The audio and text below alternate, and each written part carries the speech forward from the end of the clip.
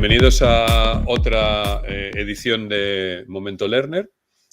En esta ocasión me complace invitar de nuevo a Alexandre García, que es un conocido de otros programas anteriores.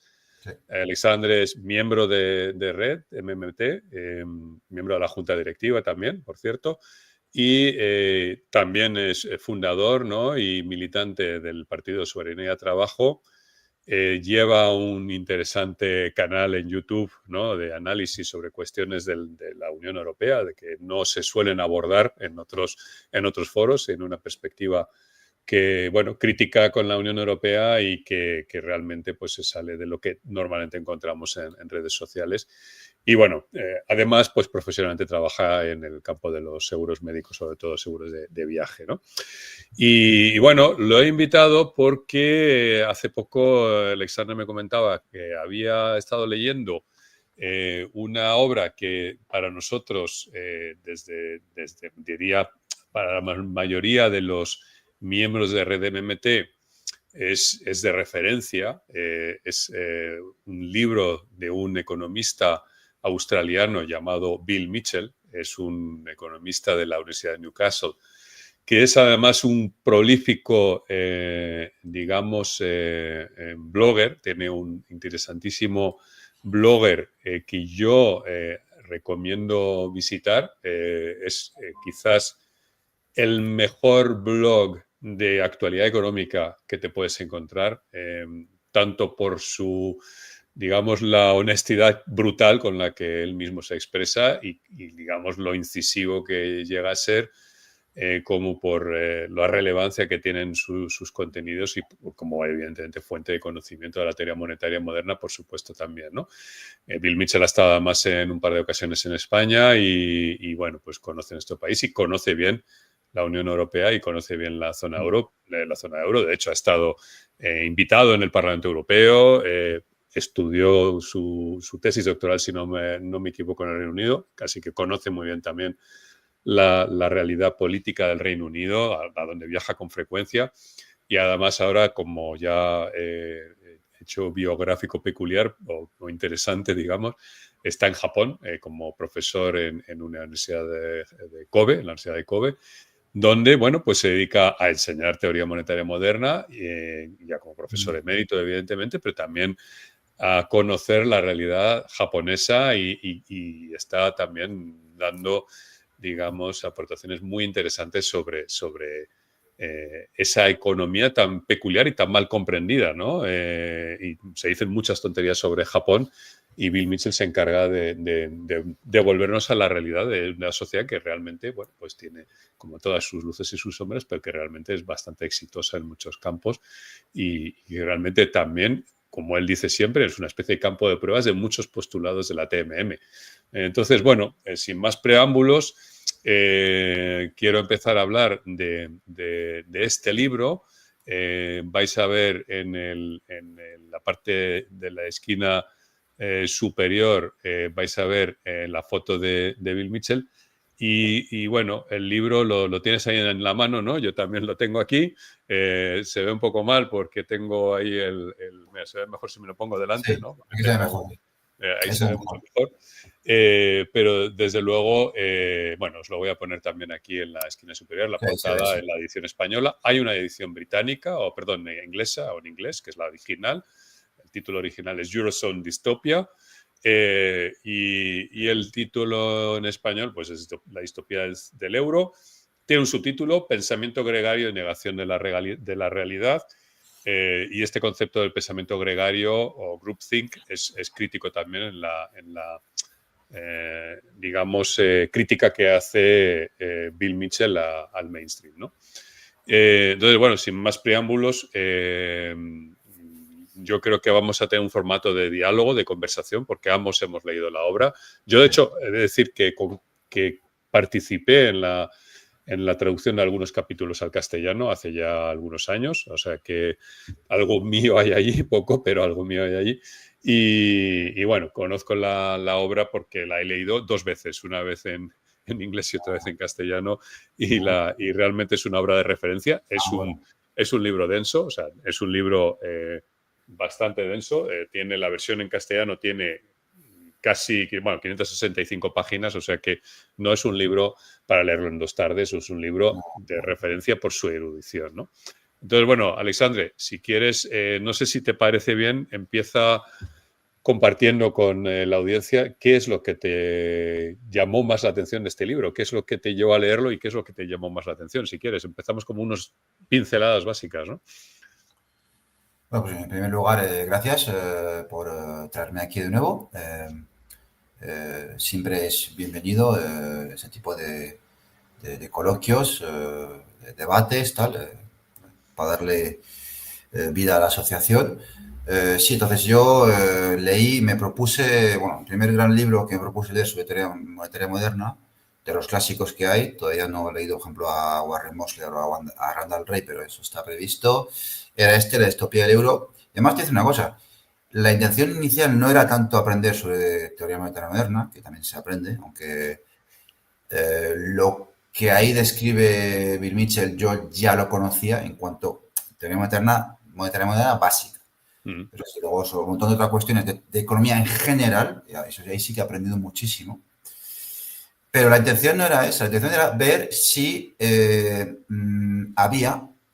yo quería ver si había algún tipo, los Estados Unidos o los servicios de información de los Estados Unidos habían intervenido de alguna forma en la creación del euro porque, te explico, porque se sabe que en los 60, ya siendo expresidente, no, perdón, me equivoco, cuando era el comandante en jefe de las Fuerzas Armadas de la OTAN, americanas en Europa, perdón, fue antes de presidente, pero en la revista Paris Match de aquella época, estaríamos hablando de los años de los finales de 40, principios de 50, entonces él decía, y esto en algún vídeo lo sacaré, que él pues, esperaba que hubiese una Europa unida, con un Parlamento Europeo y que tuviese con un mercado único y que tuviese una moneda única.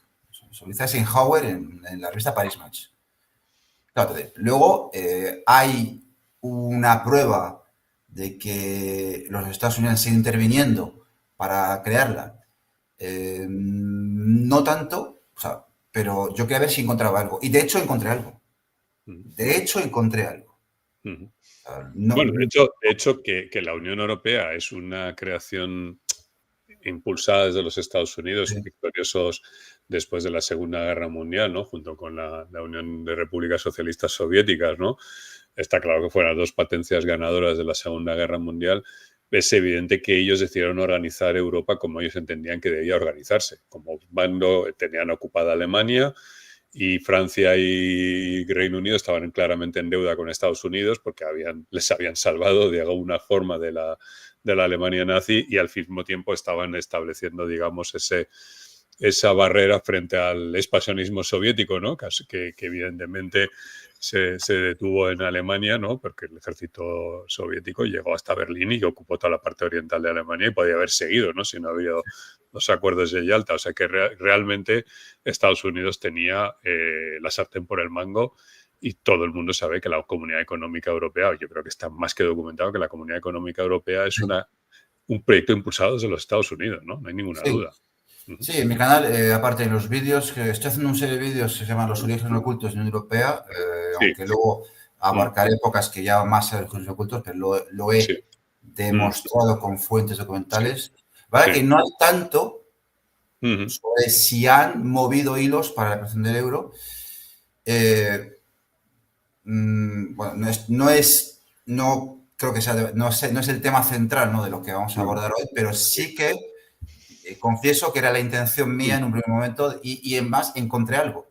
La intención mía era encontrar si había algo que pudiese dar a pensar que los Estados Unidos movieron hilos y cuando, hablaremos de Werner si quieres, cuando el primer ministro luxemburgués Werner hizo su famoso informe para empujar hacia una unión monetaria que estaba prevista para, creo que principios de los 80, pero se retrasó por la crisis del petróleo. Cuando está en situación de impasse, lo cuenta Bill Mitchell, y en un momento dado no sabe muy bien qué hacer y ¿qué hace? Se reúne con Jean Monnet.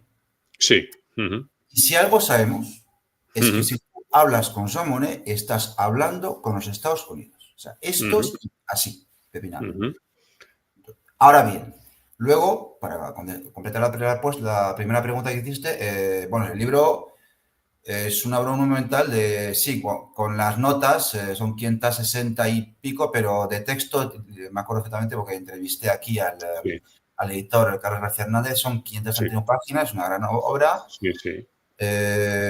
bueno, que tiene sus partes de alguna Ujú, complejidad, pero lo bueno de hoy es sí, que con preguntarle rápidamente a una inteligencia ujú, artificial, sí, eh, pues te lo explica ujú, perfectamente. Cuestiones que, sí, economía en general, ¿no? Sobre todo que sí, podemos hablarlo de cuál es la debilidad de las sí, economías que quieren mantener tipos de cambio fijos, ¿no? O ujú, dentro sí, de una banda de fluctuación. sí, Pero es una obra, bueno, que recorre ujú, todo el proceso de construcción del euro. sí, ujú. ¿Desde cuándo? No me acuerdo de dónde empieza. Pues desde que empiezan con los experimentos monetarios, porque en realidad él se remonta al periodo anterior a la creación, o sea, a los informes ¿no? de Werner, el informe McDougall, el informe de Lords, etcétera, que fueron los documentos que se, digamos, elaboraron como paso previo a la idea de crear una moneda común europea, se remonta a los regímenes cambiarios que se establecieron dentro de la que entonces era la Comunidad Económica Europea, ¿no?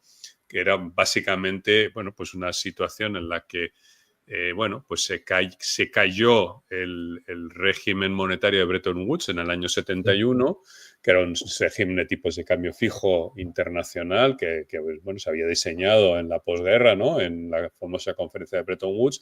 Sí, empieza Y ahí. El libro empieza allí, o empieza en la sea, posguerra. realmente empieza allí con los experimentos monetarios bueno, con ese sistema monetario internacional que se viene abajo porque Nixon decide, además, en mi opinión, acertadamente, abandonar Bretton Woods ante las exigencias, sobre todo del Banco de Francia, ¿no? De recuperar o sacar el stock de oro, ¿no? Y convertir sus reservas de dólares, convertirlas en oro, cosa que Estados Unidos ya, evidentemente ya no podía atender, ¿no? Esa obligación de convertibilidad del dólar al oro. Y a partir de ahí, pues se entra en un periodo de libre flotación, pero Europa toma la decisión de continuar bajo algún esquema de tipos de cambio Sí. administrados, ¿no?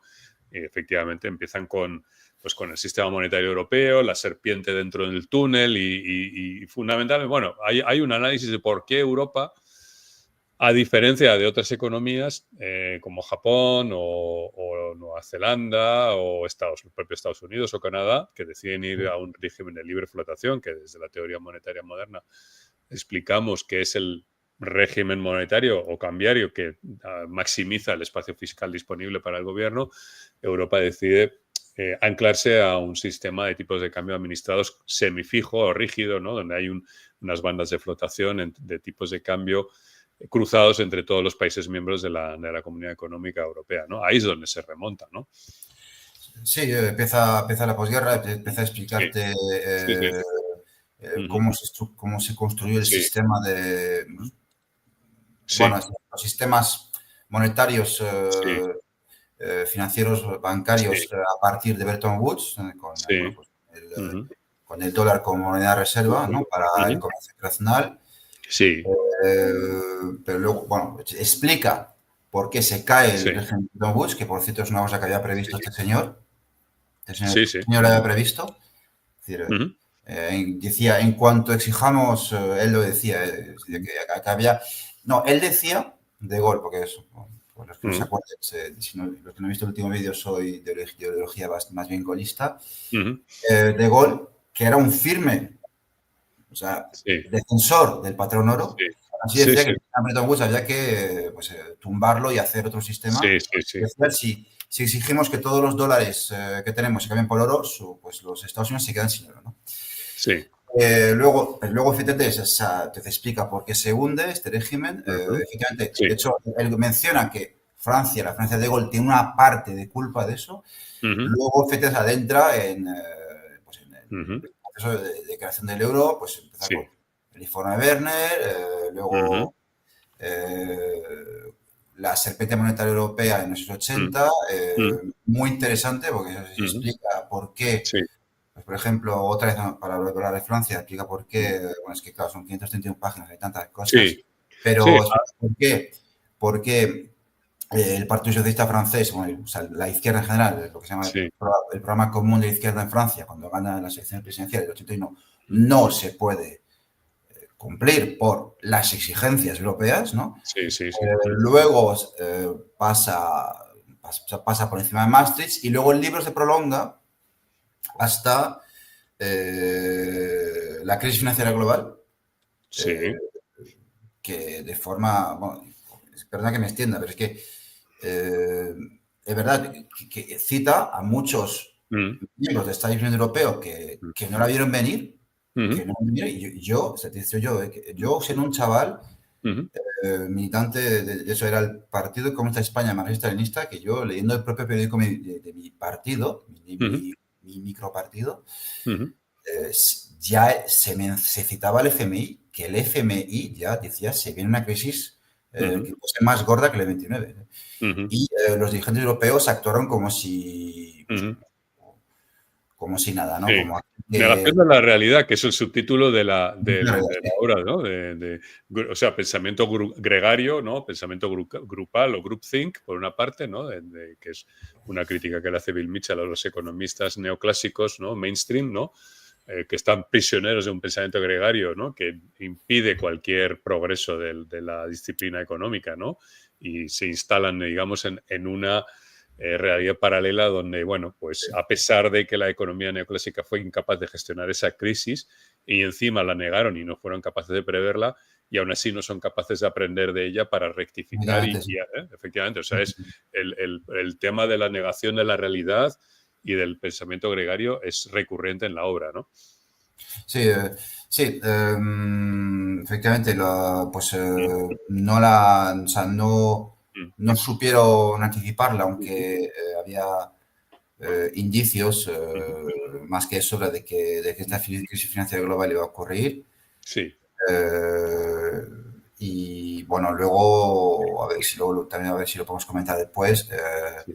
El libro, pues, se termina de escribir, lo que termina de relatar es hasta Mm. 2012, puede ser. Pues no, 2012. Eh, bueno, Sí, el libro se escribió en 2015, yo creo recordar, o 2000, porque la traducción española es de es de 2016. 2016, que es Sí. cuando estuvimos trabajando en esto, pero evidentemente la versión original estaba ya, yo creo que por lo menos desde 2015, y probablemente él estaba trabajando ya en el proyecto desde el 2014, porque en realidad el libro es una obra que surge como resultado de su propia reflexión del fracaso que supone la zona euro, ¿no? Es decir, la incapacidad de la zona euro de gestionar una crisis sin generar un daño masivo a economías como la griega, a la propia Claro, economía española y la efectivamente. italiana, ¿no? Efectivamente, a eso quiero llegar, porque ya el libro termina con las sucesivas crisis del euro, la crisis de 2010, Ujú, la crisis de claro. 2012, y Ujú. sobre todo la- Sí, sí. con el comportamiento absolutamente Sí, sí, sí. criminal Sí, sí. Ujú. de la llamada Troika, Sí, sí, efectivamente. Ujú, con países, ujú. particularmente con Grecia Sí, en sí. 2012, y el libro Ujú, no tuvo el tiempo, bueno, ujú, porque el libro se ujú, escribió antes, se publicó ujú, antes. Bill Mitchell no pudo comentar el rescate a ujú. Grecia 2015, el tercero, si no me equivoco, que fue el más, bueno, el más Sí, criminal y el sí, sí, más sí, sí. doloroso Sí, para, bueno, sí. los que decían que venían, bueno, Mm. pues, Si no te importa, me gustaría meter otro hilo conductor, ¿no? Porque el sí, libro es muy, perdona que aquí te he tapado un momentito, pero estaba cogiendo unos resúmenes esta de la versión en inglés, ¿no? De cómo él empieza con el informe de Werner, que curiosamente, y lo comparto aquí en pantalla, son unas notas de una presentación que hice hace relativamente poco tiempo en la Universidad Carlos III, y donde ya en el informe Werner se empieza a plantear ese proceso o ese modelo de unión monetaria pero en la época donde se redactó el informe Werner, que estamos hablando de principios de los 70, del año 70 de hecho, ¿no? No había todavía triunfado la ideología monetarista, ¿no? Es Eso decir, es muy importante, sí. es muy importante porque es lo que dice el diseño inicial de la Unión Monetaria que plantea el informe Werner. Es un modelo donde se reconoce lo importante de tener alguna autoridad fiscal, o sea, alguna instancia federal de alguna manera, ¿no? También está implícito en el informe McDougall. Y era consciente, porque habían estudiado otros modelos federales y eran un proyecto donde se planteaba una unión política con un Estado federal, con un gobierno, digamos, con una capacidad de ejecución de gasto, con un presupuesto relevante que hubiera podido actuar como agente que hubiera tenido una capacidad de gestión anticíclica de las crisis económicas y que hubiera tenido más herramientas para gestionar la crisis que vendría en 2010, 2011 y que tanto daño hizo a muchos países de la zona y que todavía estamos pagando hoy en día, ¿no? Aunque algunos crean que ha acabado la crisis económica, en el fondo seguimos viviendo los coletazos, ¿no? Seguimos viviendo un problema de insuficiencia de demanda agregada, seguimos viviendo altísimas tasas de desempleo y seguimos viviendo, digamos, una década perdida, ¿no? Las consecuencias de una década perdida. Pero curiosamente el inicio con el informe Werner plantea otro proyecto que luego se va a ¿Podrías explicar para los que no escuchen quién es Werner y qué es el informe Werner? Sí, bueno, Werner fue no recuerdo su origen político, digamos. Fue primer ministro luxemburgués, ¿no? Sí, estoy intentando acordarme porque, claro, yo esto ya lo leí hace bastante tiempo y ya me olvido de su biografía un poquito, ¿no? Pero fue el que fue encargado por la Comisión Europea en su momento. Se le dio el encargo de empezar a hacer un primer planteamiento de esa unión monetaria, ¿no? Entonces, bueno, en aquella época estoy intentando ver si encuentro su nacionalidad, porque creo recordar que puede que ¿Luxemburgués? Era luxemburgués, sí. Pero no recuerdo ahora su nacionalidad, la verdad. Sí, a ver, bueno, pues ahora mismo no lo encuentro. Pero lo interesante para mí no es su nacionalidad o su biografía en este momento, porque no es tan relevante. Para mí lo relevante es que la aproximación que se empleaba en los años 70, en los años 70 estamos en otro momento donde no ha dominado todavía el neoliberalismo, todavía no ha triunfado, el proyecto político neoliberal no ha triunfado, el monetarismo empieza a meterse en la academia, en las instituciones multilaterales, pero tampoco consigue dominar completamente digamos, la política económica. Y sin embargo, en muy pocos años, sí, fue un antiguo primer ministro de Luxemburgo. Sí, bueno, nació en Francia, pero él era luxemburgués. Exactamente, sí, yo ya no lo recordaba, pero efectivamente fue un antiguo primer ministro luxemburgués. Creo recordar que cristiano-demócrata, pero ahí sí, estoy ahora hablando de memoria. Sí. Partido Popular Social Cristiano. Exactamente, el social cristiano, porque ahora efectivamente lo que son los partidos cristiano-demócratas actuales, pues ya no son lo que eran los partidos cristiano-demócratas. Y no que le pasarían por muchos a la extrema izquierda. Exactamente, sí. Pasarían lo que hacían los cristiano-demócratas, los cristianos de los años 70, hoy dentro de los partidos de la derecha contemporánea, estarían más cerca del PSOE, ¿no?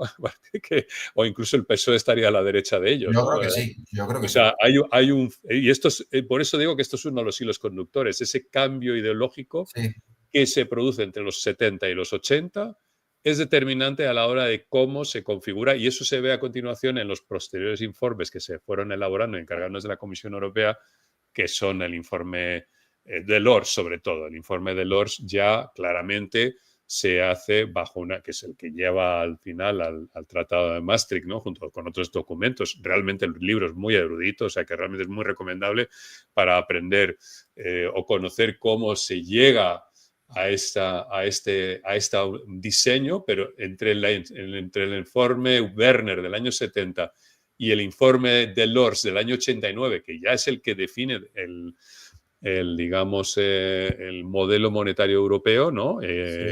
Pasan 19 años que realmente son 19 años que coinciden con el triunfo de Margaret Thatcher, de Ronald Reagan, ¿no? El triunfo electoral, el triunfo en la academia, en las instituciones multilaterales, de todo el pensamiento neoliberal que procede de Milton Friedman.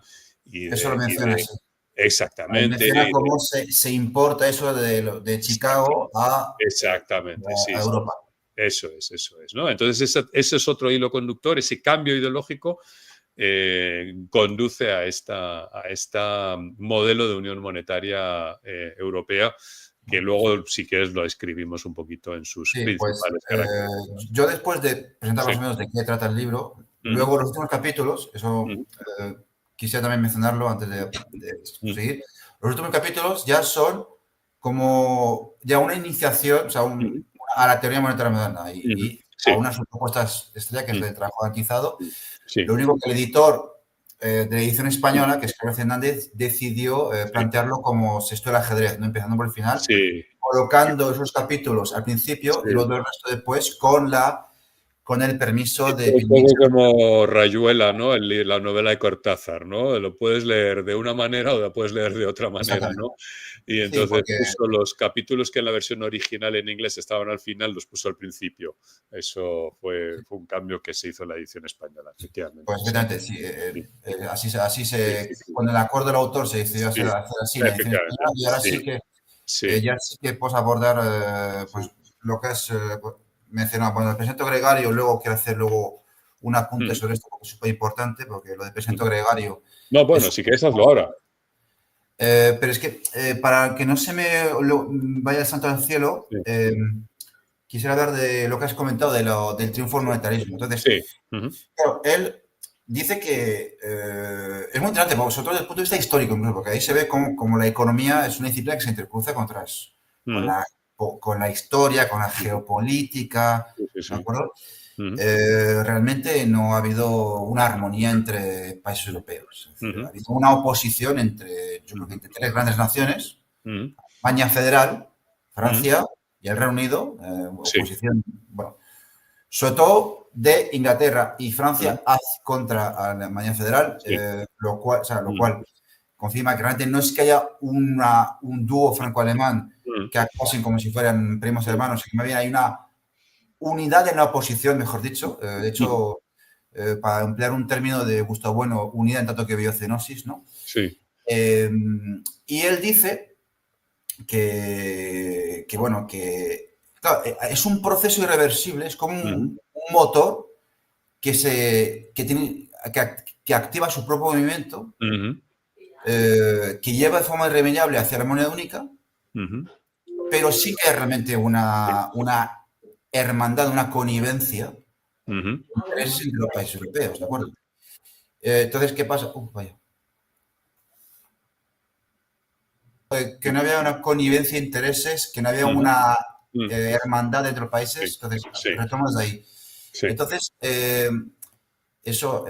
hay como, y eso tiene mucho que ver con el pensamiento gregario, hay como la Constitución Europea que se impulsa en un principio por los Estados Unidos, aunque en esos jardines no se mete Bill Mitchell, es un movimiento autogenerado, ¿no? Que debe llevar de forma ineludible hacia la moneda única, que ya era muy mala idea y realmente se debe haber sabido, porque ya se sabía por el derrumbamiento de Bretton Woods que mantener tipos de cambio fijos entre países era una mala idea. Por eso la teoría monetaria moderna dice que lo mejor es tener tipos de cambio flotantes, luego podemos hablar de esto, pero digamos que aunque estaban de acuerdo las grandes potencias europeas, primero es Francia y Alemania, porque el Reino Unido no acepta formar parte del mercado común, no le dejan entrar hasta el 73. Y de eso luego tuvo la inteligencia Reino de no entrar en el euro, aunque también tuvo mucho que ver eso un señor mayor Soros. Pero Sí, Black Wednesday, sí. a lo que quiero llegar, que eso es una cosa que describe el Mitchell en forma documentada, que es muy interesante. Él dice que entre Francia y Alemania, en principio, hay una oposición entre lo que él llama economistas y monetaristas. Claro, Sí. economistas. Bueno, es una forma que se tenía en aquella época de decir a los que tendían más hacia el keynesianismo. Yo, por vulgarizar un poco, porque tampoco es que sea economista, es una persona que aprende y quiere aprender con mis colegas, mis compañeros de Red de Mente y con los que nos ven. El monetarismo, que empieza, bueno, que tiene su nacimiento en Estados Unidos, yo por vulgarizarlo diré que, bueno, sobre todo el pensamiento bueno, se caracteriza por, en primer punto, la obsesión por tener la inflación baja, ¿de acuerdo? Aunque eso conlleve un desempleo.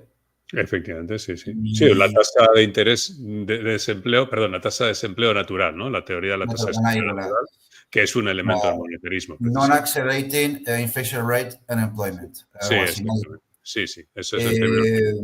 Bueno, se caracteriza por más cosas, pero básicamente es la obsesión por la baja inflación. Y eso es importante decirlo, y eso es porque a partir de los 70, ya se fue De Gaulle, se fue Pompidou, el último presidente gaullista, bueno, si es que se puede considerar que Chirac lo fue, yo cosa que es dudosa. Giscard d'Estaing, que por cierto, una persona que había nacido en Alemania, eso la gente luego, eso mucha gente no sabe, en Colonia creo que había nacido, y su ministro de Hacienda, Raymond Barre, pues en ese momento, cuando llegó Giscard d'Estaing y llegó a la presidencia de la República Francesa, las élites francesas se pasan al monetarismo, sobre todo se pasan a las coordenadas ideológicas alemanas. Eso es lo que pasa. Sí, eso me parece muy interesante, ¿no? Esa fascinación de las élites francesas por el éxito exportador de Alemania, ¿no? Es otro de los... Y la obsesión por no solo copiar el modelo alemán, sino además el pensamiento un poco ingenuo de que gracias a la Unión Monetaria Europea iban a poder, de alguna manera, dominar o contener la hegemonía económica de Alemania, ¿no? Es muy importante esa psicología de las élites francesas, ¿no? Sí, efectivamente, eso es muy importante, porque eso quiero decir, eso es lo que quiero recalcar. ¿Están los países de acuerdo en que hay que ir hacia la moneda única, incluso la unión política, si pudiera ser, aunque eso parece que no se va a lograr? Pero luego, y ahí sí que el concepto para los que conozcan un poco de esto, el concepto de biocenosis, de unidad entre biocenosis, que plantea Gustavo Bueno en su obra España frente a Europa, que en el fondo es un nido de serpientes, porque es verdad, tampoco significa que sean que los dirigentes de todos los países sean malignos, simplemente que, bueno, que al fin y al cabo cada uno aquí defiende lo suyo, ¿no? Es lo que Bill Mitchell describe. Y sobre todo, efectivamente, hay por parte del Reino Unido y de Francia sobre todo por los traumas de la Primera y Segunda Guerra Mundial, una precaución, una particular vigilancia a la hora de evitar que Alemania resurja como potencia. Entonces, ¿qué pasa? Y efectivamente eso lo comentó Carlos García cuando le entrevisté en mi canal. Bueno, las élites francesas, no obstante, se pasan a las concesiones alemanas, que eran más bien monetaristas, ¿de acuerdo? Los franceses en los 80 se han pasado completamente al monetarismo y al neoliberalismo, ¿de acuerdo? Con el detalle, tú mismo me lo has comentado muchas veces, que lo interesante de Francia es que, y también pasa en España, que quienes introducen el neoliberalismo en Francia y en España son partidos izquierdas, es muy importante, y luego, y eso es una realidad, y con eso termino, ideológicamente el euro es una idea francesa, al igual que la estupidez del 3%, que no vamos a hablar, que eso es de chiste. Sobre todo, una cosa, paréntesis, el libro lo que te cuenta es que esta gente, que se nos presenta como tecnócratas cultos, preparados con formación, son unos patanes, la mayoría de ellos, ¿no? Es que esa es la conclusión del libro, en el fondo, ¿no? En el año 92, previamente bueno, no sé si en el 92, pero si no es en el 92, justo antes, previamente a las negociaciones para el Tratado de Maastricht, ¿de acuerdo? Que entra en vigor en el 93, ¿de acuerdo?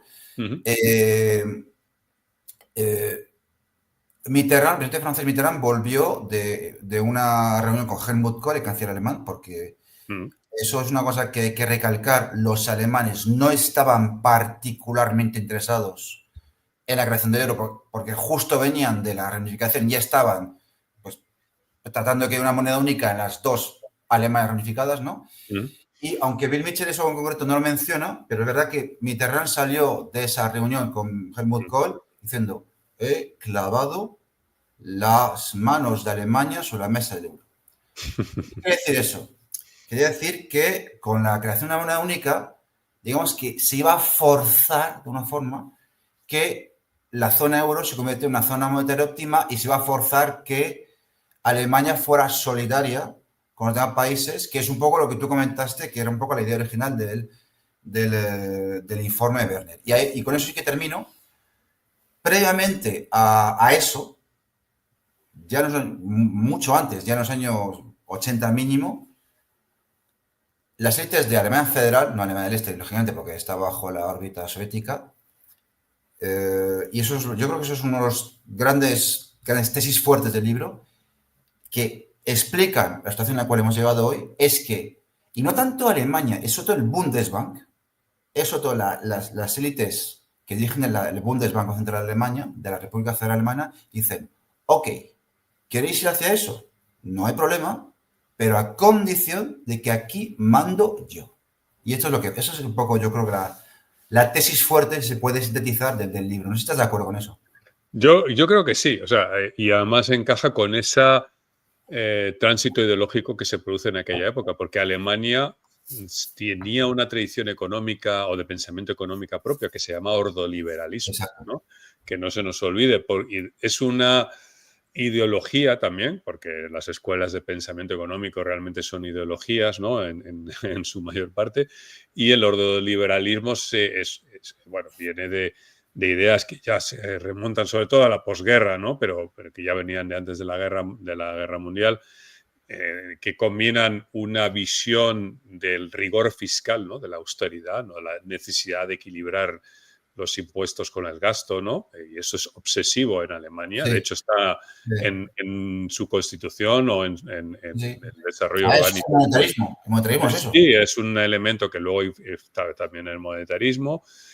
La idea de un banco central independiente que se comprometa con la estabilidad monetaria y la baja inflación, que en parte viene de la propia experiencia traumática de la hiperinflación de Weimar, ¿no? Pero que esté aislada completamente de cualquier presión política. Esto es el diseño que luego se traslada al Banco Central Europeo. Ambos elementos, ¿no? Rigor fiscal y Banco Central Europeo, están plasmados en el Tratado de Maastricht y siguen inspirando toda nuestra política macroeconómica hoy, después de la crisis, de las dos crisis que hemos vivido, ¿no? Desde la crisis del euro más la de la COVID. Luego un marco regulatorio que se supone que tiene que asegurar una libre competencia pero sujeta a regulación para evitar, digamos, abusos de posición dominante, ¿no? Pero sobre todo pues con una fuerte regulación, ¿no? Que sería quizás ese elemento ordo, ¿no? Del liberalismo alemán, ¿no? Y bueno, que se manifiesta en la ley alemana occidental, ¿no? De la Alemania occidental para promover la estabilidad económica y el crecimiento, que curiosamente es un nombre que recuerda un poco ominosamente al Pacto de Estabilidad y Crecimiento de la propia Unión Europea, ¿no? Que se aprobó unos años después, ¿no? Dentro del proceso de implantación de los tratados de la Unión Europea, de la Unión Monetaria y la crisis que siguió, ¿no? Entonces, bueno, eso se entronca luego con lo que viene de Estados Unidos, ¿no? El pensamiento bueno, austríaco llevado a Estados Unidos a través de Mises, su alumno Friedman y Phelps, Sí, ¿no? Que unen la teoría cuantitativa del dinero, la tasa de desempleo natural, esta idea de que hay una tasa de desempleo que hay que mantener y que si intentas bajar de esa tasa de desempleo vas a generar inflación, por tanto no hay que abandonar las políticas de pleno empleo porque no son sostenibles, y también evidentemente todas estas ideas de sostenibilidad de la deuda, de las finanzas responsables, en fin, la renuncia a la utilización de la política fiscal y la creencia en que solo la política monetaria es eficaz para gobernar el ciclo económico y que evidentemente la política fiscal es, por supuesto, inflacionista y cualquier tipo de intervención fiscal no solo inflacionista o potencialmente inflacionista, sino que además es ineficiente, ¿no? Esto todo está cocido de ideas neoordoliberales y monetaristas, literalmente inspiran el diseño de la Unión Europea y de la Unión Monetaria Europea. Y por eso soy tan escéptico con personalmente, esto ya es opinión política mía, soy tan escéptico con una izquierda española que es incapaz de cuestionar la Unión Europea, ¿no? Que cree que se puede modificar o reformar la Unión Europea para que funcione como ellos quisieran. No va a ocurrir nunca porque de nacimiento su ADN es el neoliberalismo y el ordoliberalismo, ¿no? Sí, el ordoliberalismo, que es el neoliberalismo, Uh-huh. yo creo que hasta creo que lo decía hasta Thatcher incluso. Uh-huh. El Sí, sí. neoliberalismo es el neoliberalismo en clave alemana Eso es. y bueno, eso pues, tiene mucho que ver con la situación actual en la cual tenemos Sí, sí. una Comisión Europea, bueno, no solamente la Comisión Europea, pero sobre todo la Comisión Europea y el Banco Central Europeo, que Uh-huh. por supuesto es independiente del Uh-huh. Parlamento Europeo, que por cierto, por eso sí me acuerdo, que Werner tenía la idea de que hubiese una unión política Uh-huh. de tal forma que el Parlamento Europeo tuviese más poder y un cierto control sobre el Banco Central. Sí. Pero efectivamente, bueno, tenemos por una parte neoliberalismo como algo incuestionable, Sí. con muchas normas. Uh-huh. Claro, Efectivamente. Sí, sí, sí. se podría decir que de forma que la Unión Europea es un poco como la concepción ordoliberal de la economía ampliado a escala Sí, un sí. continente, ¿no? Si Eso es que es. se puede considerar un continente. Uh-huh. Has dicho, sí, bueno, yo sinceramente te lo digo, en cuanto a teoría monetaria como tal, Uh-huh. no aprendí tanto porque yo ya había aprendido Uh-huh. gracias a Sí, sí. divulgadores como Garzón o tú Uh-huh. mismo, tal. Uh-huh. Incluso vídeos que yo he hecho contigo en mi canal los estoy viendo a ver porque cuando lo vuelves a ver aprendes más, tal. Pero de economía, pero para el que sea neófito en ambas cosas, es decir, la economía más básica y la teoría monetaria moderna, es muy bueno porque aprendes mucho de ambos, ¿no? Y efectivamente, claro, has dicho el primer empleo que la inflación. Claro, efectivamente, ¿qué es lo que pasaba en el conflicto entre economistas, entre comillas, keynesianos en realidad, keynesianistas, y monetaristas? O sea, el conflicto, si quieres, Francia-Alemania, tal. Luego Alemania siempre ha tenido sus aliados, como Países Bajos, tal. Que efectivamente la política de pleno empleo con un gran gasto público, pues efectivamente es una generar inflación. Porque la gente tiene dinero, tiene empleo, tiene un salario, tiene dinero y consume más, efectivamente. Y claro, le pasa que el delirio de los que se han apoderado de la ideología de la que son adeptos nuestras élites europeas es que parece que, bueno, o sea, conciben el mundo al revés. Es decir, que parece que el usar contra la inflación es un fin en sí mismo. O sea, incluso hasta te dicen, Uh-huh. los dementes, es decir, que Uh-huh. no, es que es normal que haya un cierto paro, tal, porque el objetivo a toda costa es que la inflación. Sí, yo lo reformularía de otra manera, si te parece, a ver si estás de acuerdo. Es decir, antes de Milton Friedman surge el concepto de la curva de Phillips, que es simplemente una observación empírica de que cuando hay bajo desempleo los trabajadores tienen más poder de negociación que si hay alto desempleo, que es de cajón, y por tanto son capaces pueden cambiar de trabajo con más facilidad. Los empresarios están pujando entre sí por acceder a esa mano de obra, los sindicatos tienen más poder de negociación y por tanto los salarios crecen más y eso se traslada a precios. Es decir, hay un conflicto distributivo entre capital y trabajo. Evidentemente los trabajadores tratan de maximizar sus salarios reales y los empresarios tratan de maximizar sus beneficios. Es el conflicto. Sí, Exacto. Si Claro. lo abordas en tu libro, es una gráfica Claro. así, ¿verdad? Sí, En sí. tu libro Claro. abordas. Claro, Es una pero de esa aquí, observación y empírica, los Milton deberes Friedman, claro, pueden repercutir el precio, el aumento de los salarios en los sí, sí, precios. exactamente. Y lo que hace Milton Friedman con su teoría del desempleo natural es cambiar, digamos, de alguna manera, o proponer un cambio de reglas del juego donde el Estado ya no trata de buscar un equilibrio o trata de gestionar el conflicto distributivo, maximizando el empleo a la vez que gestiona de alguna manera el conflicto de rentas, ¿no? Y trata de hecho, una de las políticas más importantes que se aplicaban en los años 70 eran las llamadas políticas de rentas, ¿no? La negociación entre trabajadores y capital, ¿no? Para que hubiera, digamos, un máximo bienestar y al mismo tiempo, en una economía capitalista, intentar que los beneficios de los capitalistas no desaparecieran completamente, ¿no? En esa puja distributiva. Y lo que hace Milton Friedman básicamente es cambiar con una teoría que es bastante, digamos, aberrante, ¿no? Que no vamos a entrar en ella ahora porque daría para otro programa, pero básicamente lo que nos propone o lo que propone a los policy makers es que se abandone desde el Estado el mantenimiento del máximo el nivel de empleo posible, ¿no?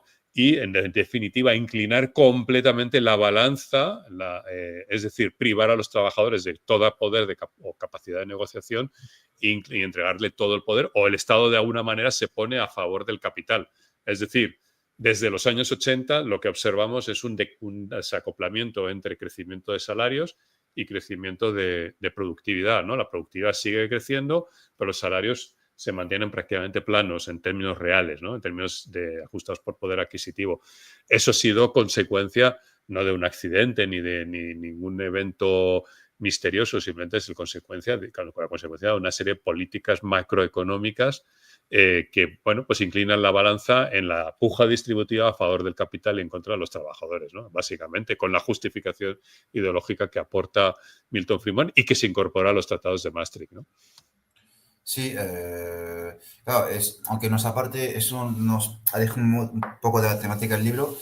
Claro, según la teoría, por ejemplo marxista o por lo menos los manuales de formación marxistas-leninistas que yo tanto he conocido, parece ser que el paso de, bueno, entre comillas, ¿no? Por decirlo de forma vulgar, de un capitalismo keynesianista a un capitalismo neoliberal, aunque bueno, muchas veces se abusa de la palabra keynesiano para llamar a todo keynesianismo, ¿de acuerdo? Pero bueno, en fin, otra historia, que es como algo inevitable y no es tanto así. Es decir, hubo una crisis de las crisis cíclicas que se conoce capitalismo, aunque fuertemente influida por la crisis de petróleo en el 73, pero claro, esto luego ha sido utilizado de excusa, ¿no? Para luego introducir este tipo de postulados, es decir, pero no son ninguna fatalidad, ¿verdad?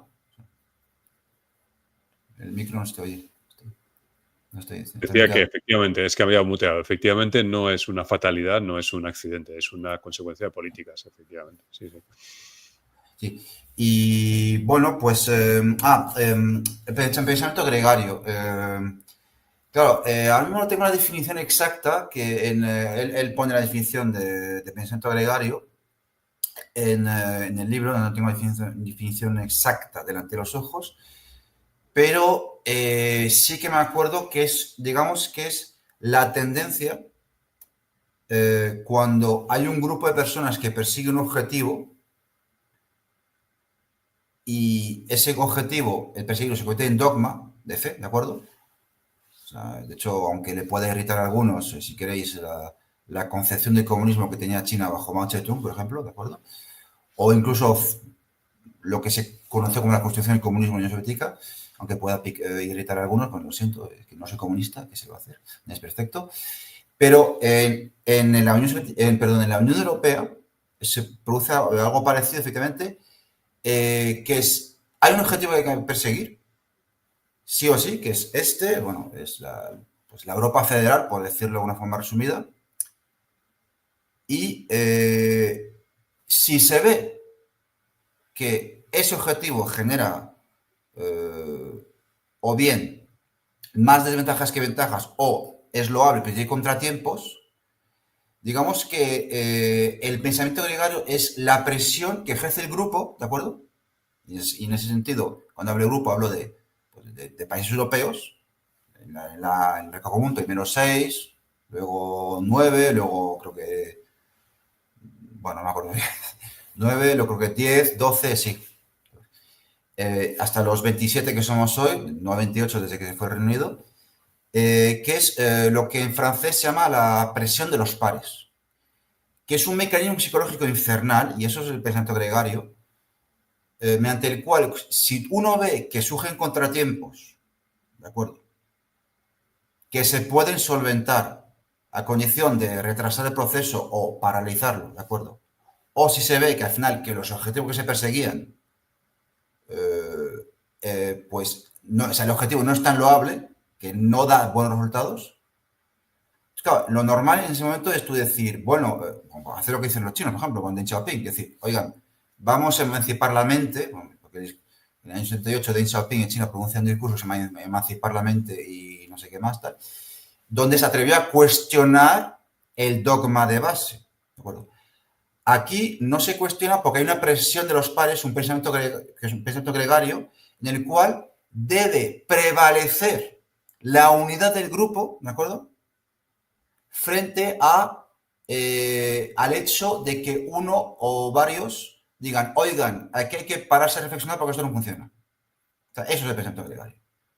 Y es un mecanismo infernal porque eso hace que, yo estoy convencido de que cuando, incluso hoy, si un jefe de gobierno de Estado, fuese al Consejo de, bueno, es que a mí no me acuerdo si se llama Consejo de la UE o Consejo Europeo, pero el Consejo, donde va Pedro Sánchez, ¿de acuerdo? El Consejo. Se llama el Consejo y luego está el Consejo de Ministros y sí, bueno, es un El poco justo. pensamiento, el Sí. pensamiento gregario es si mañana, bueno, el pensamiento gregario que pasó a Siriza, sin ir más lejos.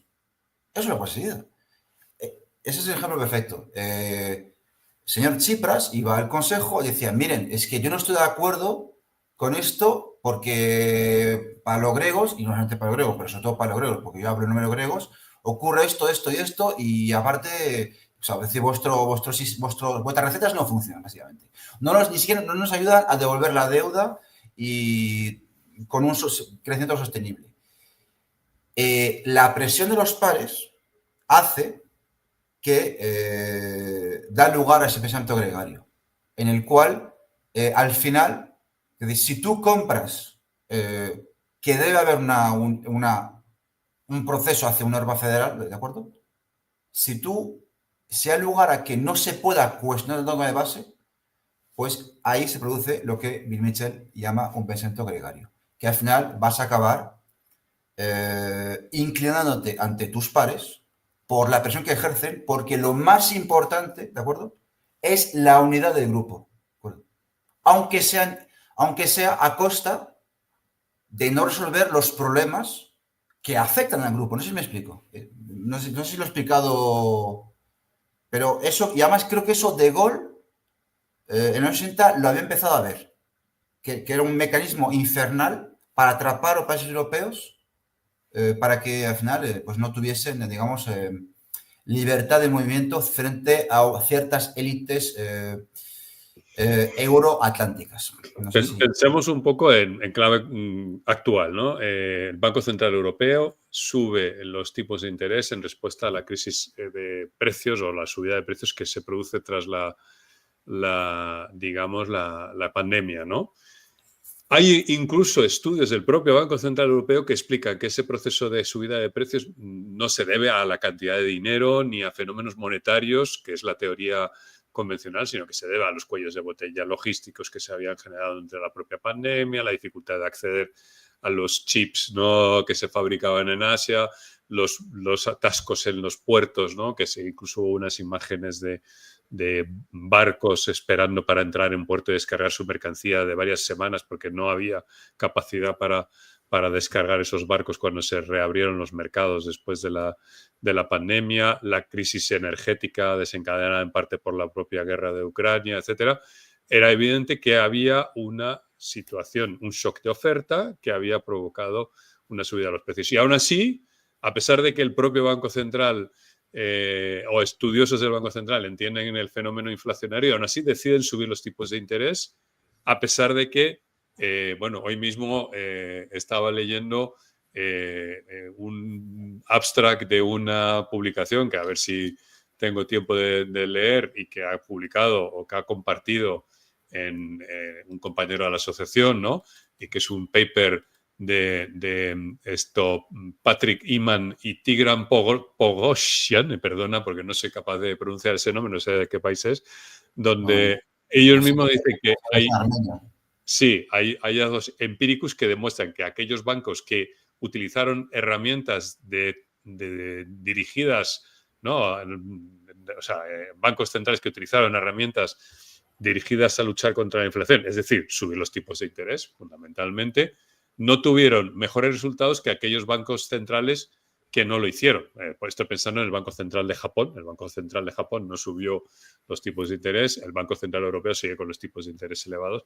Hay un ejemplo de pensamiento grupal en acción. Es decir, a pesar de la evidencia, nuestra doctrina nos obliga a responder a la inflación con políticas monetarias, porque es la herramienta que tenemos y es la única que tenemos y no podemos utilizar otra, ¿no? Eso es un ejemplo clásico de pensamiento gregario. No son capaces de salir de su propio marco teórico, a pesar de que la evidencia empírica le está diciendo que no es aplicable, ¿no?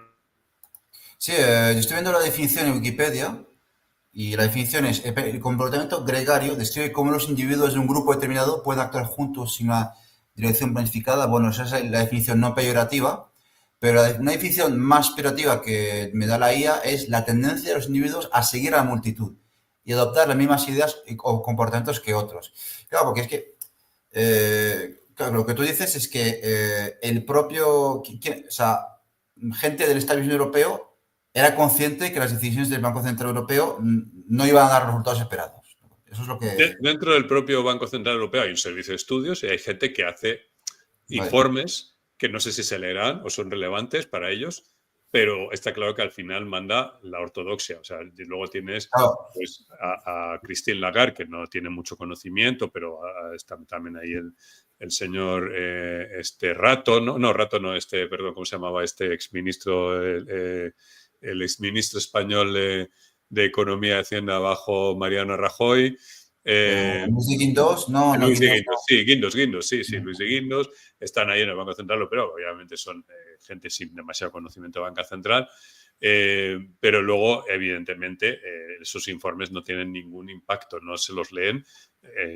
Hay informes analizando las causas de la inflación, cuestionando incluso la teoría de las expectativas, ¿no? que está dentro de la propia, ¿no? En el ADN del pensamiento neoclásico, ¿no? La teoría de las expectativas como, ¿no? Determinante de la inflación, es decir, los precios suben porque la gente espera que los precios suban, que es una especie de racionamiento circular absurdo, pero que el pensamiento neoclásico y el propio Banco Central sigue creyendo en ello, ¿no? Pero evidentemente, bueno, la realidad es que subir tipos de interés, pues no fue lo que resolvió la subida de los precios, fueron otros factores como la bajada de los precios del gas y la resolución de los cuellos de botella, pero aún así se van a atribuir el mérito de haber bajado la inflación y siguen sin bajar los tipos de interés a todo esto, ¿no? Pero bueno, nos apartamos, nos desviamos un poco del hilo central, ¿no? Sí. Bueno, claro, es que, pero eso nos va a permitir luego enlazar, creo que otra cosa de que habla mucho Bill Mitchell y sobre que me permitió aprender bastante de algo más de economía, que es el tema de los tipos, las paridades fijas entre distintas monedas. Pero quisiera primero introducir una cosa. O sea, el que fue mi mentor, François Asselineau, que es un antiguo alto funcionario que trabajó, entre otros, en el ministerio, que fue el presidente fundador del partido político donde yo estuve, que es la UPR, Unión Popular Republicana, que un partido que defendía el Brexit, partido más bien de tendencia golista. Bueno, pues es un señor que venía no era del medio establishment, pero de la alta función de Estado, había trabajado en ministerios exteriores, había hecho la escuela de administración, es un miembro de la élite, había estado de ministro de Turismo, Ministerio de Industria, bajo varios gobiernos, y él lo que cuenta, y es otro síntoma de pensamiento gregario, es que en el fondo, no sé si en España, pero por lo menos en Francia y en otros países europeos, de puertas para adentro, cuando no hay micros, ¿de acuerdo? Cuando no hay periodistas, los propios presidentes y los propios ministros te dicen, no, es que no funciona. Es que sabemos que no funciona. Pero es que aún así se prosigue el proceso. Y claro, ¿por qué? Por la presión del grupo. Porque lo importante es la manada, ¿no? No sé si me explico, ¿de acuerdo? No perturbar la unidad del grupo, ¿de acuerdo? Exacto. Ante todo. Y no derrumbar todo el edificio de la economía clásica, porque es que realmente es un edificio en ruinas y si eso se les cae, se quedan sin nada, porque realmente no tienen ya no tienen digamos, una herramientas de análisis económico útiles para tomar e guiar las políticas económicas. Están completamente perdidos. O sea, cada vez que ha habido una crisis ha habido que saltarse las normas fiscales del Tratado de Maastricht, estas Eso no es estas importante, ¿eh? limitaciones, han tenido que hacer políticas monetarias poco convencionales, no las que propone la teoría monetaria moderna. Por ejemplo, el quantitative easing, pues es algo que desde la teoría monetaria moderna consideramos que no sirve para nada, a pesar que algunos nos lo han atribuido erróneamente, ¿no? Hay habido expertos que se supone que nos lo atribuyen, pero en definitiva ha sido... han llegado a una situación en la que se han quedado sin herramientas para inspirar la política y no son capaces de dar marcha atrás, abandonar el pensamiento neoclásico y, por supuesto, ya pecado nefando incluso en tratar de entender la teoría monetaria moderna, no sea que tengan que comerse sus propias palabras y sus críticas un poco pueriles contra la teoría monetaria moderna, ¿no? No, es que, claro, ¿por qué no pueden dar marcha atrás y a lo mejor interesarse por otras, bueno, por otras lecturas, otros prismas del cual se ve la economía como la teoría monetaria moderna o incluso, sin más lejos, simplemente Keynes, ¿no? John Maynard Keynes? Pues, ahí sí que soy un poco, ya vuelvo a ser un poco marxista, tal vez es que habría algunos que tendrían algo que perder con eso, ¿de acuerdo? ¿No? Al fin y al cabo, la Unión Europea tiene una función, un interés, creo, inicialmente geopolítico para los Estados Unidos, pero luego durante el transcurso de la Constitución Europea, luego acaba teniendo un interés para pues una cierta minoría de la población, ¿no? Claro. Es un gran proyecto propagandístico, o sea, se vende muy bien la Unión Europea, en España está de muy buena imagen, de hecho tienen muy buenas campañas de publicitarias y tiene una magnífica imagen entre la mayoría de la población española, ¿no? Y de muchos países de Europa, porque ha sabido venderse muy bien como un proyecto pretendidamente ilustrado, al servicio del bien común, con una palabrería muy elevada, ¿no? Con lemas así muy inspiradores, ¿no? Bueno, pues unidos en la diversidad, ¿no? Con una cierta posicionamiento aparentemente progresista en algunos temas, ¿no? No es una organización multilateral que aboga por la convivencia pacífica entre los estados, la integración de la tolerancia hacia la diversidad, etcétera, etcétera, ¿no? Humanos, puede ser. Sí, los derechos humanos, etcétera, pero realmente es una institución que realmente está al servicio de su ADN, está al servicio de los grandes oligopolios, del gran capital europeo, sobre todo el gran capital centroeuropeo, ¿no? Francés, franco-alemán, sobre todo. El nuestro es más periférico, somos a la periferia de Europa, sobre todo está al servicio del gran capital alemán. Es decir, pensemos en cómo ha reaccionado la Comisión Europea ante los aranceles de Trump. Ha ido Ursula von der Leyen y se ha bajado los pantalones, perdón por la expresión, porque a lo mejor ella llevaba faldas ese día, no lo sé, pero creo que se iba con pantalones, y ha aceptado rebajar estándares de calidad que protegieran a los consumidores por mor de conseguir que los aranceles para los grandes exportadores europeos, es decir, fundamentalmente Alemania, no los grandes exportadores alemanes, tuvieran aranceles más bajos, ¿no? Porque realmente detrás está la protección de un modelo mercantilista, ¿no? Claro, pues es que esto es un punto muy importante. Por cierto, quiero hacer un paréntesis y esto les va a gustar a los más nacionalistas que nos escuchen. Bill Mitchell considera casi insultante países con una historia tan larga como España e Italia llamarla periferia, llamarlos parte de periferia. Pues eso lo dice un economista australiano, dice que es un término que no es, bueno, casi como irrespetuoso, ¿no? Y efectivamente, claro, es que el problema de la Unión Europea, bueno, mucho problema, pero uno de los problemas de fondo es el pretender, y eso igual, hasta incluso nos podría permitir luego enlazarlo con el tema de las zonas monetarias óptimas, porque Bill Mitchell también aborda esto en su libro, aborda muchas cosas, las zonas monetarias óptimas, el concepto, la tesis inventada, o el concepto, mejor dicho, inventado por el economista premio Nobel canadiense Robert Mundell, Bob Mundell. Bueno, pues la Unión Europea no es un Estado-nación cohesionado. Eso lo siento decirlo, pero incluso a la hora de la verdad, y eso que comentaba antes, aquí cada uno defiende lo suyo. Aunque pueda haber presidentes de algunos países que se crean el relato, pero bueno, los que menos se lo creen, y eso también creo que lo describe muy bien, habla bien de eso Bill Mitchell cuando habla del superávit comercial alemán, ¿de acuerdo? Los que menos se lo creen son los alemanes. O sea, si hay un país que no se lo cree, es Alemania. Es decir, y eso explica cosas como las que he mencionado de los aranceles de Trump. Es que, claro, Alemania y a lo mejor otros países nórdicos son grandes potencias agrícolas. No como tanto. Francia sí que tiene esa pretensión. España sí que tiene esa pretensión, ¿de acuerdo? U otros países del sur. Pero Alemania no tanto. Y a Alemania lo que le interesa es que se vendan coches de alta gama a Estados Unidos. Eso interesa. ¿Le interesa tanto eso a España? No, porque no tiene. No, bueno, no fabrica. No sé si me explico. Bueno, nuestra industria auxiliar, la que le vende a los alemanes los componentes, ¿no? Sí. Que se incorporan a los coches alemanes, o sea, indirectamente a través de... Pero claro, como estamos nuestra industria es totalmente secundaria, ¿no? Las grandes marcas españolas no existen, SEAT es alemana, ¿no? Y evidentemente no somos capaces de tener una marca propia, como los chinos que tienen su BYD, o los indios que tienen su Kia, o los japoneses que tienen su Toshiba, o su Toyota, o su Hyundai, o su Honda. España ha renunciado a cualquier intento de tener sus propias marcas, entonces pues es una industria auxiliar de la alemana, básicamente, ¿no? Sí. Entonces, bueno, tenemos el efecto inducido a través de las exportaciones alemanas a Estados Unidos, que se han dado un buen batacazo y han entrado en recesión recientemente, ¿no? Otra vez, a nosotros va a impactar indirectamente, claro.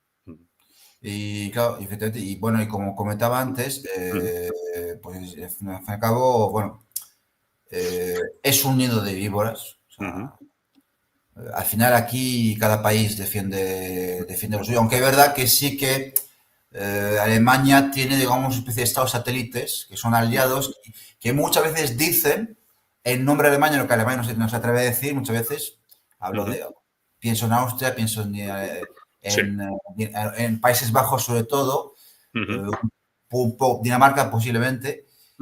Y bueno, y al final, bueno, y eso lo hemos abordado en otros debates, colegas que hemos hecho en Red MMT, pero al final, y esto entronca también con el tema de las paridades fijas, bueno, que son permanentes de 1 igual a 1 para todos los países de la eurozona, porque tenemos la misma moneda.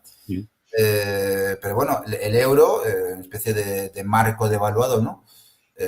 Permite a Alemania tener ese superávit comercial, ¿de acuerdo? Que es el motor de su crecimiento, que bueno, que desde la teoría monetaria moderna pensamos que no es el tipo de crecimiento ideal, de hecho no es ni mucho menos, pero es lo que permite el crecimiento de Alemania. Una cosa muy importante, que lo acabo de recordar, y le toca a Bill Mitchell.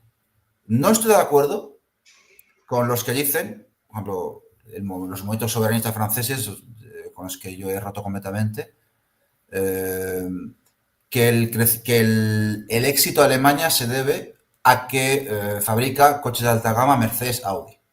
No estoy de acuerdo con solamente eso, porque eso Bill Mitchell lo dice. También ha intervenido una política deliberada de devaluación salarial brutal, hasta el punto, no tengo la cifra, pero en Alemania ahora mismo, en este momento, hay seguro más de 7 millones de alemanes que viven con un salario de 400 euros. Sí, hay digamos, un proceso en Alemania, ¿no? de escisión de la sociedad entre trabajadores sindicados que trabajan en la gran industria, ¿no?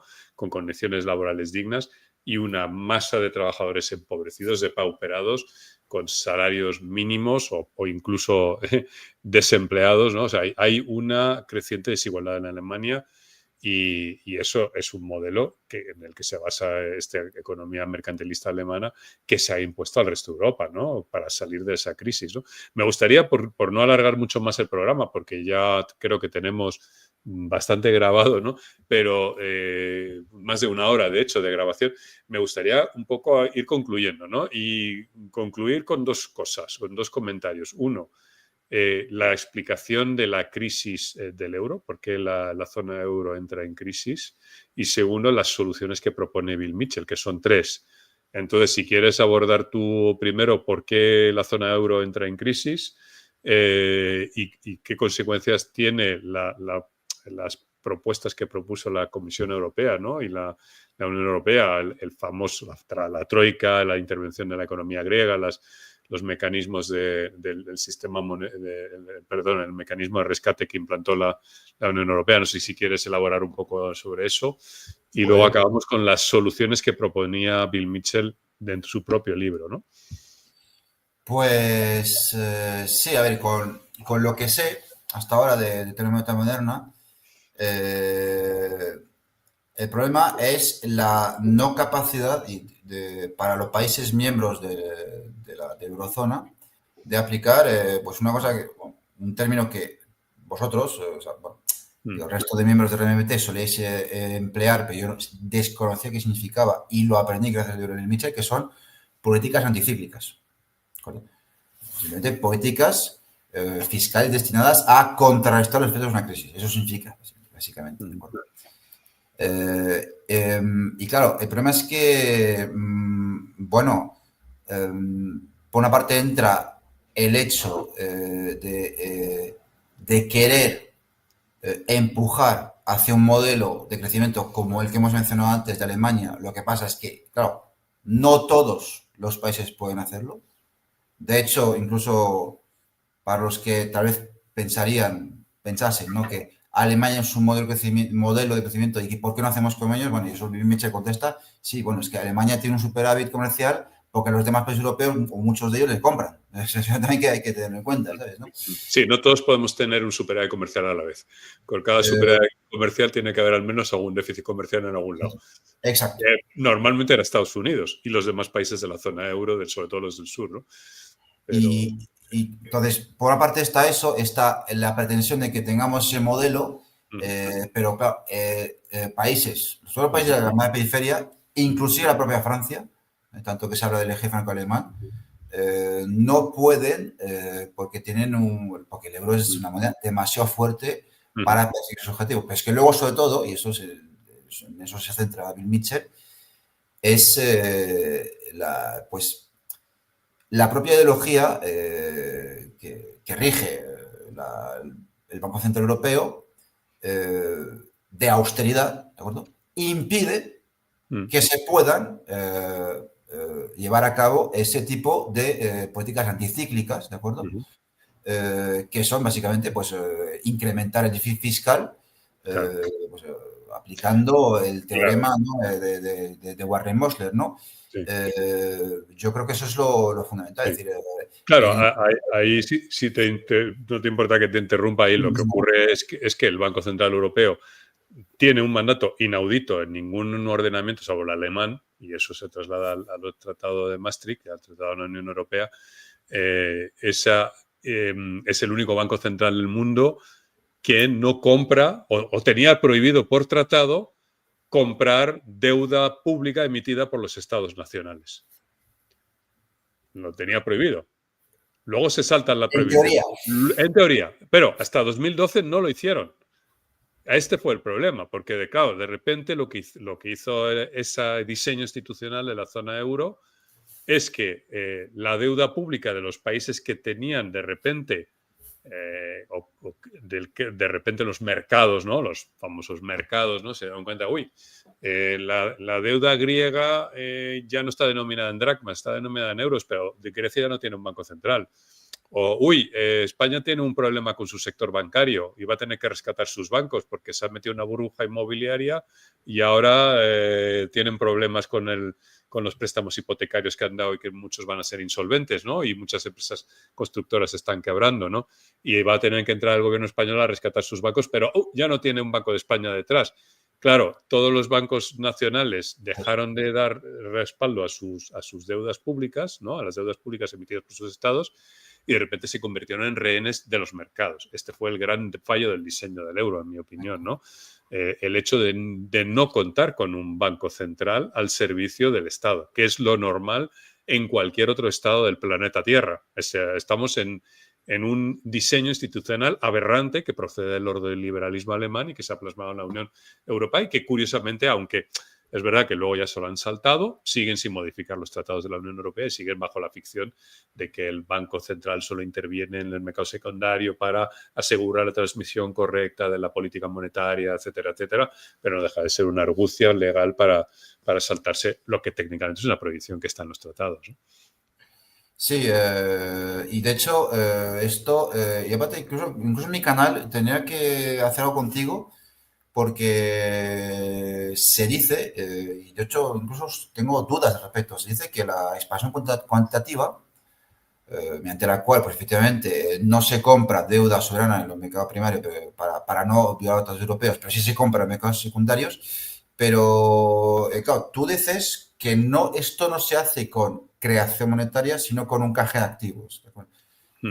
Que es un detalle, pues, es una cuestión un poco técnica, pero que no creo que sea tan difícil de comprender y que mejor habría que abordar mi canal. Pero bueno, no sé si tú puedes dar una pincelada. O sea, cuando se dice el Banco Central Europeo ha creado 8 con B de Barcelona, billones de euros, ¿para eso es cierto o a ver, lo de la expansión cuantitativa, quantitative easing en inglés, básicamente procede de la teoría monetaria convencional, ¿no? La idea de que hay un multiplicador, ¿no? Donde si tú metes dinero en la economía a través de las operaciones que realiza el Banco Central comprando deuda pública y ampliando la base monetaria, eso se va a trasladar a aumento del crédito por el efecto del llamado multiplicador, ¿no? Que es una ficción. Sabemos, eso es una teoría que desconoce cómo funcionan en la realidad los bancos, ¿no? Esto está más que criticado en la teoría monetaria moderna y daría para todo un programa. Si quieres, un día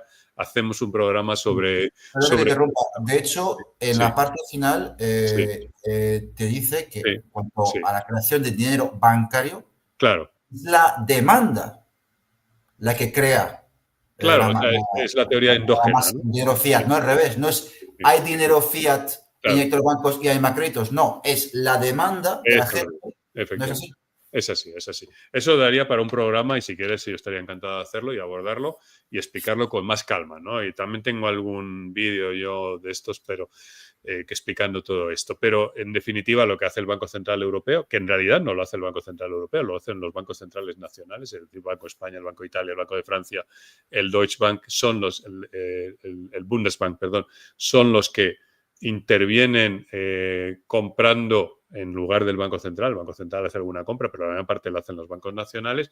Y lo único que hacen es comprar en estas operaciones de quantitative easing toda la deuda pública o en realidad un tercio de la deuda pública emitida por los estados y, bueno, pues retiran un activo financiero creado por el Estado, llamado deuda pública, e introducen a cambio otro activo financiero creado por el Estado, por una entidad del Estado, como son los bancos centrales, que se llaman depósitos en el Banco Central, o reservas, ¿no? En la terminología anglosajona. Es decir, hacen un canje de activos. Pretender que eso va a resolver la crisis económica o va a reactivar la economía o el crédito es absurdo, es ingenuo, pero daría efectivamente para otro programa, ¿no?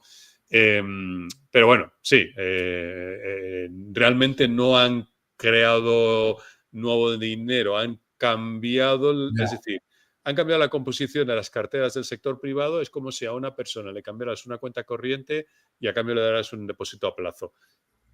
¿Hay alguna diferencia? Sí, pero tampoco es tan relevante, ¿no? Eso es un poco para entenderlo, es eso. Hemos cambiado los depósitos a plazos y los hemos convertido en depósitos por cuenta corriente, ¿no? Realmente no hemos cambiado gran cosa, ¿no? Pero bueno, sí, perdona. Pero bueno, violan sus propios tratados, que bueno, también no es que me importe, o sea, no me indigna que estén violando su propia regla, pero esto que tú comentas... Porque la alternativa era peor, claro.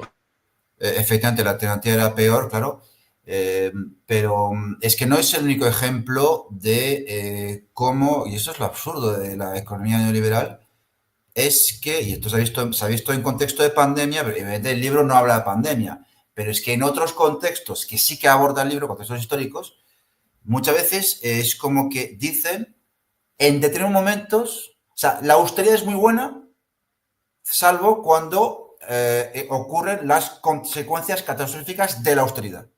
Entonces ahí sí que tenemos que dar marcha atrás un poco, pero luego hay que volver siempre hacia la austeridad, que es lo que va a permitir el crecimiento. Básicamente eso es, creo, entiendo yo que es el liberalismo, es la austeridad es lo que permite el crecimiento, y eso Bill Mitchell lo demuestra a lo largo de todo el libro, toda la evidencia empírica histórica demuestra lo contrario, o sea, que es el gasto público. De hecho, ahora he estado viendo estos últimos días vídeos de Eduardo Garzón sobre Argentina, y Eduardo Garzón, fijaros, que no es, bueno, que es de izquierdas, ¿de acuerdo? Pero pone un extracto de un gran empresario argentino, de un inversor que dice, oiga, es que no voy a invertir si no hay inversión pública primero en infraestructuras. ¿Me explico?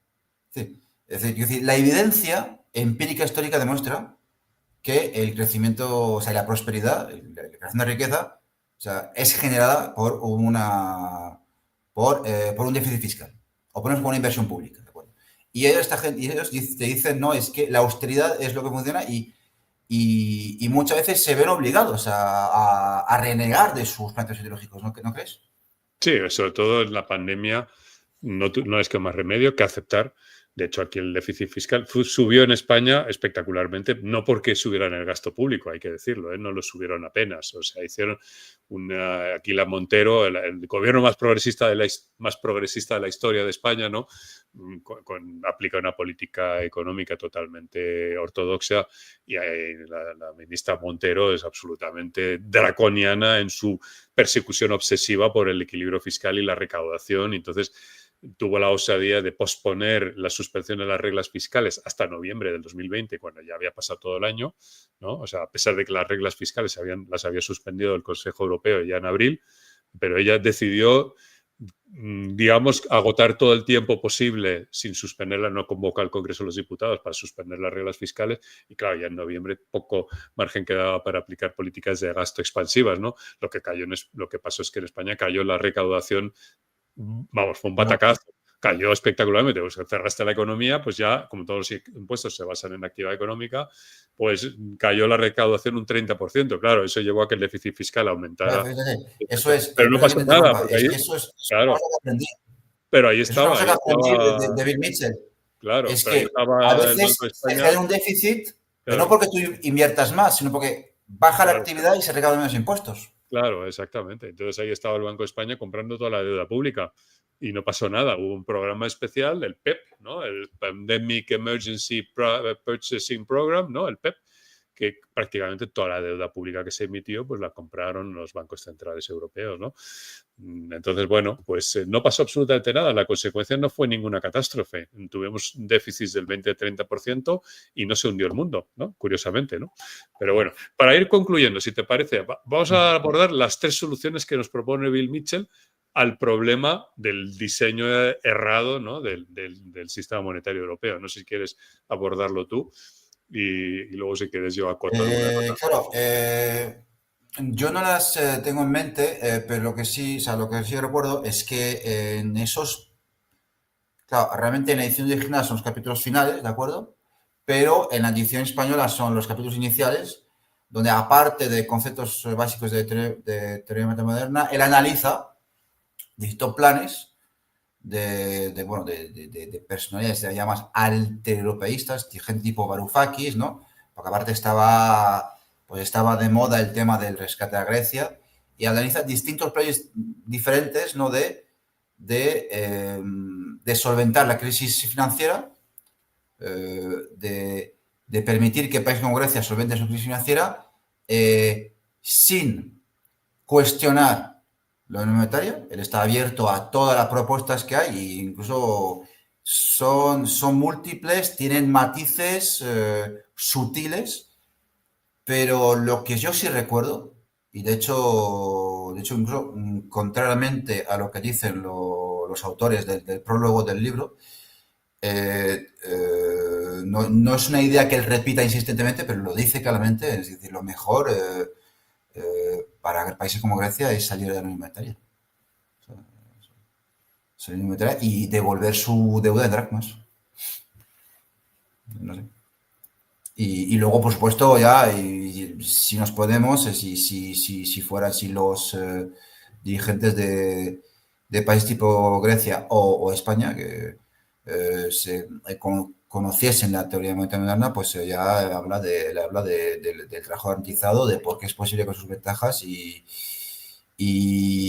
bueno, las tres soluciones o los 3 puntos que proponen no los tengo en mente, pero bueno, yo para ir finalizando, yo quisiera decir que en los años 90, Rodrigo Rato, bueno, es que ese es un cómico involuntario, pero es que en el libro hay varios. Un momento, Stuart. Son tan cómicos involuntarios porque claro, en un momento dado, él dice los episodios que fue en 2003, creo que fue, o fue en 97, no me acuerdo cuándo. No, fue 2003, no pudo ser 97. Es que no me acuerdo de qué fecha fue. Creo que fue el 2003 cuando países como Francia y Alemania pues incumplieron las reglas de déficit que están inscritos no sé si están inscritos, pero por lo menos que partieron del Tratado de Maastricht. Efectivamente, España cumplía con las reglas fiscales, pero Alemania y Francia no. Y Aznar podía sacar pecho. 2003, 2004. Sí. Al poco de crearse la zona euro, Alemania y Francia son incapaces de cumplir con las reglas fiscales y España sí, ¿no? Vale. Esa es la ironía. Luego, claro, cuando llega la crisis financiera y la crisis económica del euro, creada por un error de diseño del propio sistema monetario europeo, se sataniza a todos los países del sur de Europa. Acuérdate del ¿cómo se llama? Dijsselbloem, este personaje nefasto holandés, diciendo que es que los europeos del sur se habían gastado el dinero en mujeres y vino, ¿no? O sea... Menos cuando lo hacen ellos.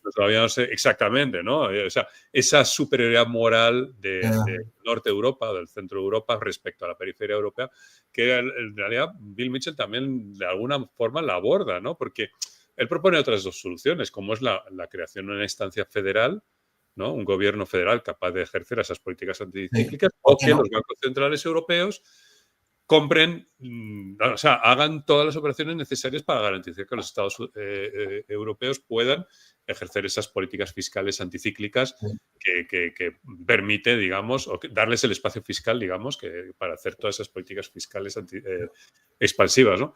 Pero ¿qué pasa? Aquí está el gran problema. No hay un sentimiento de pertenencia a una nación europea. No hay un demos europea, eso yo creo que es otra de las tesis fundamentales de su libro, no hay un demos europeo y, por tanto, así como la Unión Alemana, ¿no? La recuperación de la Unión Alemana, la incorporación de Alemania Oriental a la nueva Gran Alemania, ¿no? a la anexión, ¿no? de Alemania del Este, no hay ningún problema, o la población alemana del oeste no tiene ningún inconveniente en que haya grandes transferencias fiscales desde el oeste de Alemania hacia el este de Alemania. Es decir, allí no hay problema, pero cuando se trata de hacer políticas que puedan ayudar a los griegos con transferencias, ahí ya hay un problema. Y este es el gran obstáculo al desarrollo de una zona monetaria óptima. De un Estado federal, ¿no? De un Estado federal, porque realmente para un holandés o para un alemán, si Grecia tiene un problema, es que los griegos son manirrotos, corruptos, despilfarran, incompetentes, etcétera, ¿no? Entonces se merecen su suerte y deben ser disciplinados y castigados y aleccionados, mientras que si Alemania tiene un problema, allí ya son más... y esta es la gran barrera. Lo hicieron en Alemania y por eso quería utilizar ese ejemplo, disculpa, para picar porque o sea, les falta la nariz de payaso. Ujú. Es lo único que le falta aquí, ¿sabes? La nariz roja, ¿sabes? Porque cuando pasó eso, y eso lo describe Bill Mitchell, y esto es el título de un capítulo del libro o de un subcapítulo, lo dijo un alemán, no sé Ujú. si era un miembro del BCE, no creo, no. No sé si Ujú. era un miembro de la CDU Ujú. o del SPD, pero un miembro pues, del establishment político alemán Ujú. que dijo, bueno, es que cuando dijimos que era 3%, Ujú. no dijimos que fuera 3,0. O sea, les falta la nariz de payaso. Y yo me acuerdo, y claro, eso quiere decir que Rodrigo Rato, en los años 90, y esto te lo decía en La Razón, pues claro, año 98, pues 99, cuando se crea el euro, ¿no? O poco antes, me acuerdo de un titular que lo vi en redes sociales, decía que, pues no se sabe bien qué razón, o sea, con la adopción del euro alcanzaremos el nivel de renta per cápita o de índices, bueno, de renta per cápita de Alemania. Por alguna razón. Y bueno, son cómicos involuntarios. Y bueno, yo lo que veo es que 26 años después, España tiene niveles de paro de estado fallido, sobre todo si vemos el paro juvenil. Eh, Incluso para los que tienen un empleo, niveles de precariedad, de volatilidad laboral alarmantes, o sea, preocupantes y por no mencionar otros problemas. Y yo creo que los que nos vendieron el euro como Unión Europea, como como se dice en España, la expresión esta, la piedra filosofal, sí, ¿no? La solución a los grandes males estructurales La de nuestro país. panacea, ¿no? La panacea. Sí, La panacea, eso es, la panacea. Que no sí, viene Europa con una panacea, pues yo creo que tendrían que dar sí. algunas explicaciones, pero que el problema es que, y eso también lo explica Bill Mitchell, es que cuando se equivocan, y lo reconocen incluso los propios dirigentes del FMI, que no es una institución europea, pero bueno, ha intervenido el rescate a países como Grecia y otros como Argentina, es que cuando ellos mismos se equivocan, luego nadie dimite ni da explicaciones. Efectivamente. Bueno, oye, yo creo que ya hemos hecho una grabación bastante larga, así que yo creo que el libro daría para 3 o 4 horas más de debate. Es que Bueno, pues es un libro muy es una obra, gordo y muy, muy rico en contenido, entonces, claro, daría para hablar muchas cosas. es una obra, digamos, de referencia, muy erudita. Creo que debería ser leído por todos aquellos que quieren entender no solo a la Unión Monetaria Europea y por la crisis económica posterior, dada su fundación, a la de los principios de la de 2008-2010, sino también incluso por gente que quiera entender la historia de las instituciones europeas, porque realmente profundiza muchísimo. Y bueno, yo invito desde luego a leer a este gran autor, no solo a este libro, sino a otros libros que tiene él y desde luego esto debe ser un libro de cabecera para muchísima gente. Aprovecho también, ya que estamos, para hacer un pequeño anuncio publicitario de autobombo. Se ha lanzado hace poco este libro, que es una obra colectiva de varios, hay varios miembros de la asociación, de Red MMT aquí. Es un libro que Esteban se Cruz. publica, sí, está Juan Cruz, está Esteban Cruz, perdón, está Francisco Parejo y yo mismo como coordinadores de la obra. Y bueno, pues hay capítulos de Agustín Mario, economista argentina, de Dirk Kempf, un economista alemán, Carlos Sánchez Mata y Eduardo Garzón Espinosa. Yo mismo he escrito uno sobre regímenes cambiarios. Y bueno, hay algunos otros autores que, bueno, pues están allí en esta obra colectiva y que, bueno, acaba de salir hace relativamente poco tiempo y que, bueno, pues aborda en distintas aspectos relativos a asegurar la sostenibilidad, o sea, cómo debe diseñarse una política económica que asegure esa digamos, economía más sostenible, más respetuosa con el medio ambiente, etcétera. Así que, bueno, pues os invito también a comprar este libro y, bueno, pues yo creo que Yo voy a leer. es una obra interesante. Pues va a ser una lectura mía para el 26. Bueno, pues No sé si puedo añadir alguna última cosa. sí, adelante, y ya con esto cerramos, sí. Vale, pues nada, es uno de los clásicos, aunque no es un libro pensado, aunque tiene una parte para ello, pero no es un libro pensado, no es un manual de introducción como tal a la teoría monetaria moderna, sí que es fundamental, una obra monumental, fundamental para conocer el proceso de creación del euro.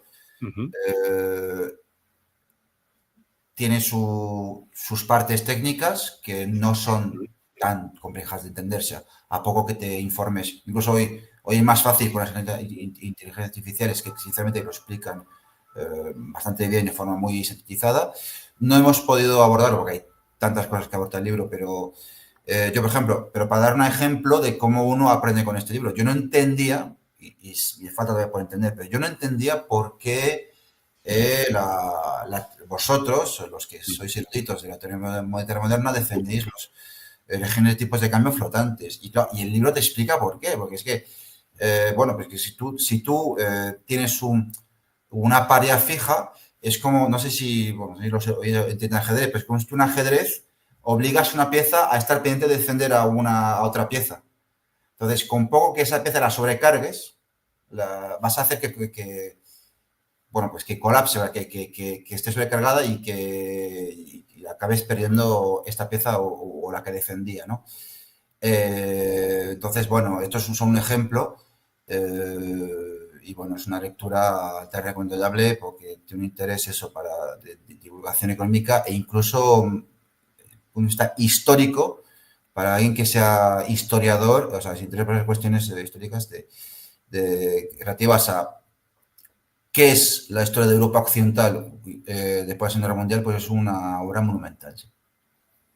Muy bien, pues muchísimas gracias, Alexandre, y bueno, seguiremos haciendo otros programas y desde luego queda ese reto de explicar lo de la